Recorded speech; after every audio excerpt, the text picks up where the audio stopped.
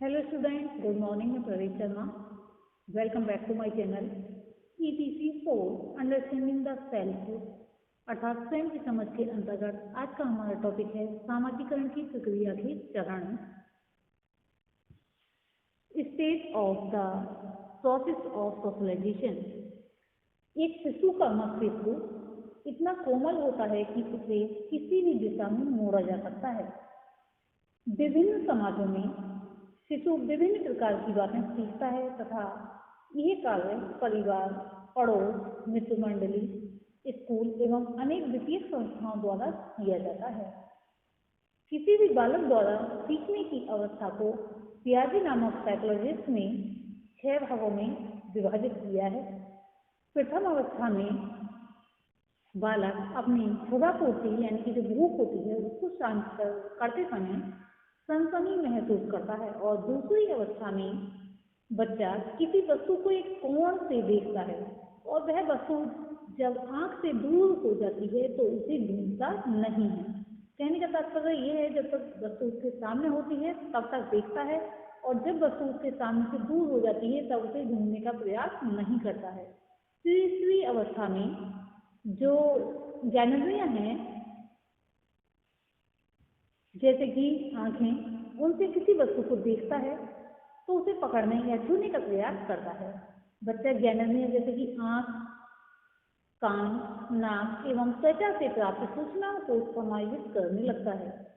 यह अवस्था 3 से 6 माह के मध्य की है. चौथी अवस्था में बालक छिपी हुई वस्तु को ढूंढने का प्रयास करता है. जैसे यदि कपड़े के नीचे को छिपा दिया जाता है तो वह कपड़े को हटा देगा, परंतु स्थान परिवर्तन के क्रम को वह नहीं समझ पाता है. यदि एक खिलौने को बच्चे के सामने ही दूसरे कपड़े के नीचे छिपा दिया जाए तो वह पहले कपड़े को ही ढूंढेगा. यह अवस्था 9 से 10 महीने के बीच की होती है. 5वीं अवस्था में बच्चा स्थान परिवर्तन के क्रम को जानने पहचानने लगता है. यह अवस्था 12 से 18 माह के बीच की होती है और 6ठी अवस्था में 15 से 19 महीने के मध्य बच्चा पदार्थ का चित्रण करने लगता है ताकि वह उसकी अनुपस्थिति में भी कल्पना कर सके. अब ये स्थिति मतलब कहने का तात्पर्य यहाँ पर ये हो जाता है कि ये स्थिति में होता है कि वह संसार की वस्तुओं को अंतरीकृत कर सके. जब बालक बार बार किसी वस्तु को छूता है, देखता है तो उसके मस्तिष्क में उस वस्तु के चिन्ह अवशेष के रूप में रह जाते हैं तथा उस वस्तु के सामने आने पर वह उसे पहचानने लगता है या पहचान लेता है. इसी को वस्तु का आंतरिकरण करना कहते हैं. सीखने की ये प्रक्रिया यहीं समाप्त नहीं होती बल्कि जीवन पर्यंत चलती रहती है और इसी के द्वारा बच्चे का सामाजिकरण होता है. तो हम देखेंगे कि कौन कौन से चरण हैं. H.M. जॉनसन के अनुसार सामाजिकरण की प्रक्रिया, इसको 2 भागों में विभाजित किया गया है. इसके 2 पार्ट हैं. सबसे पहला है मुख्य चरण यानी कि मेन स्टेज और दूसरे हैं अन्य चरण यानी कि अदर स्टेज. मुख्य चरण में सबसे पहला पॉइंट है ओरल स्टेज यानी कि मौखिक अवस्था.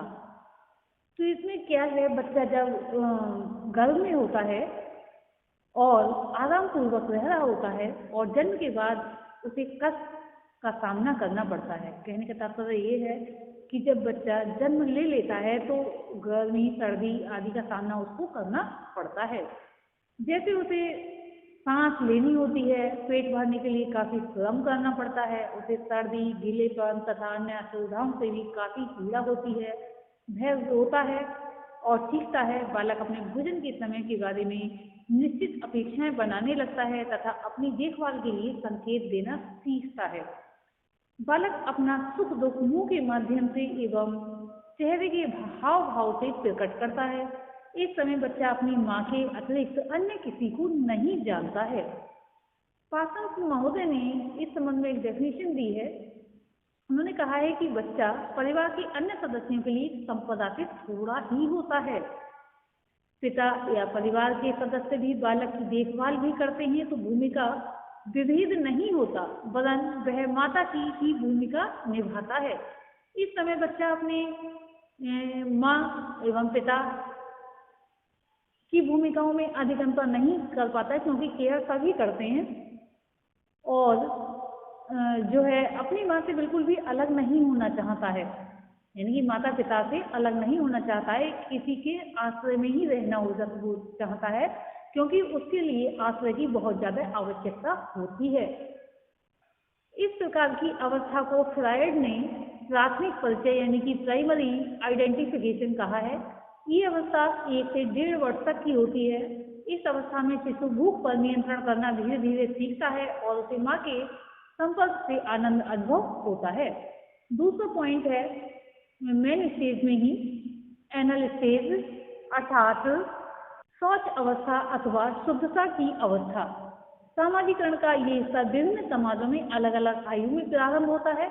अमेरिका में ये अवस्था 1 से 3 वर्ष तक की होती है, जबकि भारत में यह अवस्था 1.5 से 3 या 4 वर्ष तक की मानी गई है। इस समय बच्चे से अपेक्षा की जाती है कि वे अपने आप को थोड़ा बहुत संभाले। इस अवस्था में उसे सफाई का प्रशिक्षण दिया जाता है। बच्चे को कहाँ और कब किस प्रकार से अपनी सफाई करनी है और इसका ज्ञान उसको कराया जाता है, जैसे कि हाथ साफ करना, कपड़े गंदे ना करना या खाते समय कोई भी खाने की वस्तु ना गिराना आदि की शिक्षा दी जाती है, या फिर खाने से पहले किस तरह से बैठना चाहिए, इस प्रकार की शिक्षा दी जाती है। इस समय बालक अपनी माँ की भूमिका को आंतरिक रस करता रहता है। वह माँ से स्नेह करता भी है और प्यार पाता भी है।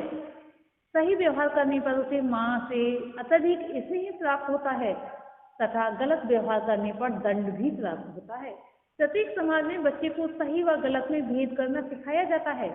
सही व्यवहार करने पर पुरस्कार और गलत व्यवहार करने पर उसको दंडित भी किया जाता है। इस अवस्था में माँ दोहरी भूमिका निभाती है। एक ओर वह बच्चे को जो सफाई का प्रशिक्षण देती है तथा दूसरी ओर वह परिवार के सभी कार्यों में भाग भी लेती है।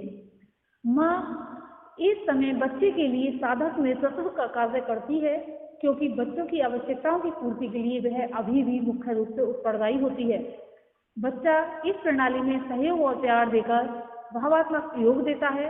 इस अवस्था में बच्चा अपने परिवार व समाज के सामान्य मूल्यों से परिचित होता है, उसके अनुसार आचरण करता है और इस अवस्था में बच्चा परिवार के अन्य सदस्यों के संपर्क में भी आता है और उनके व्यवहार से प्रभावित होता है। परिवार के सदस्यों द्वारा स्नेह, सहयोग और विरोध प्रदर्शित करने पर बच्चे में भी प्रेम और तनाव के भाव पैदा होने लगते हैं। इस समय बच्चे में विविध गुण उत्पन्न होते हैं। सामाजिकरण की यह अवस्था माँ व बच्चे दोनों के लिए दुखदायी होती है। बच्चे के बहुत से कार्य ऐसे होते हैं जिन्हें दूर करते हुए या प्रशिक्षण जिनका देते हुए माँ को बहुत कष्ट होता है, दुख होता है, किंतु उसके अंतिम परिणामों को, उसके रिजल्ट को ध्यान में रखकर वह अपने को सांत्वना देती है। माँ की जो डबल भूमिका या डबल रोल होता है, उसके कारण बहुत हद तक वह परिवार के अन्य सदस्य के दबाव से बच्चे को बचा पाती है तथा इसी समय वह अपनी भावात्मक भूमिका निभाती है। इस समय बालक थोड़ा बहुत बोलना व चलने फिरने लगता है। इसी समय उसके सामाजिक संबंधों का भी विकास होता है, क्योंकि वह अपनी माँ के अलावा अन्य लोगों के संपर्क में आने लगता है। नेक्स्ट पॉइंट हम देखेंगे इडिपस तथा आइडेंटिफिकेशन स्टेज अर्थात इडिपस तथा तादात्म्यीकरण अवस्था। 3-4 वर्ष से 12 या 13 वर्ष की आयु तक की अवस्था रहती है। इस अवस्था में बच्चा पूरे परिवार का सदस्य हो जाता है। इस अवस्था या इस समय में बच्चा यानी कि लड़के और लड़कियां ये सब भेद समझ लेते हैं। इस समय इन दोनों के खेल भी भिन्न होते हैं। लड़कियां गुड़िया आदि से यानी गुड़िया गुड्डे से खेलना पसंद करती हैं और लड़के जैसे कि क्रिकेट खेलना है, इस टाइप की बॉल आदि से खेलना पसंद करते हैं। कहने के तात्पर्य यहाँ पर है कि बालक अपनी अपनी अवस्था के अनुसार खेलते हैं और ये खेल के प्रति पूर्णतः जागरूक हो जाते हैं कि हमें किस प्रकार के खेल खेलने हैं। इस समय बालकों में बहुत तेजी से विकास हो रहा होता है। इस तरह से बालकों का माँ व पिता के प्रति प्रेम अचेतन रूप से उन्हें इडिपस कॉम्प्लेक्स अर्थात पुत्र का माँ के प्रति प्यार तथा इलेक्ट्रा कॉम्प्लेक्स अर्थात पुत्री का पिता के प्रति प्यार की ओर उन्मुख कर देता है। मन के इस अंतरंग संकट से बचने के लिए तथा अपने स्वतंत्र अस्तित्व की नई मांगों को पूरा करने के लिए बच्चा अपने साथियों, कहने का तात्पर्य यहाँ पर यह है कि अपनी उम्र के समूह के साथियों में जाता है। तादात्म्यकरण की अवस्था दो रूपों में होती है। प्रथम सामाजिक भूमिका में तादात्म्यकरण और दूसरा सामाजिक समूह से तादात्म्यकरण। सामाजिक भूमिका से तादात्म्यकरण करने के लिए वह अपनी भूमिका को आंतरिकृत करता है, उससे संबंधित योग्यता को प्राप्त करने का प्रयत्न करता है। उदाहरण के लिए बालक भाई, पिता, रक्त संबंधी तथा परिवार के अन्य सदस्यों की आशाओं के अनुरूप भूमिका निभाना सीखता है।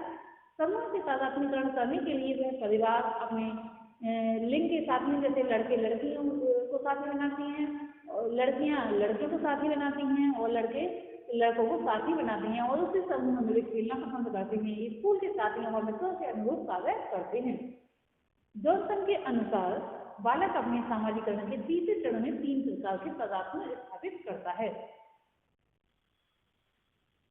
प्रथम, बालक अपने पिता और भाइयों के साथ तादात्म्य स्थापित करता है और दूसरा वह अपने भाई बहनों के साथ तादात्म्य स्थापित करता है और अंत में बालक पूरे परिवार के साथ एक सदस्य के रूप में तादात्म्य स्थापित करता है।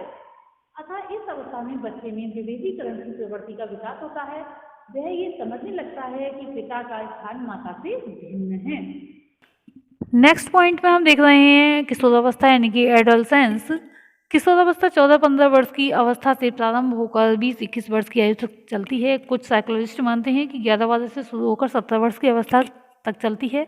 इस अवधि में लड़के तथा लड़कियों में तेजी से शारीरिक परिवर्तन होने लगते हैं जो उनकी मानसिक स्थिति को भी उद्वेलित कर देते हैं। ये अवस्था बचपन तथा वयस्कता के बीच की अवस्था के कारण अत्यधिक महत्वपूर्ण है।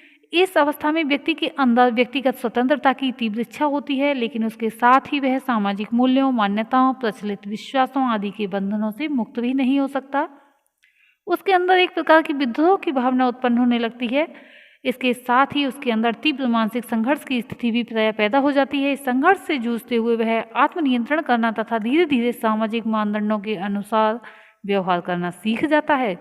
तो आज जो हमने पॉइंट लिए थे मेन स्टेज के अंतर्गत वह थे oral stage, anal stage, Oedipus तथा आइडेंटिफिकेशन स्टेज तथा लास्ट में था ये किशोरावस्था।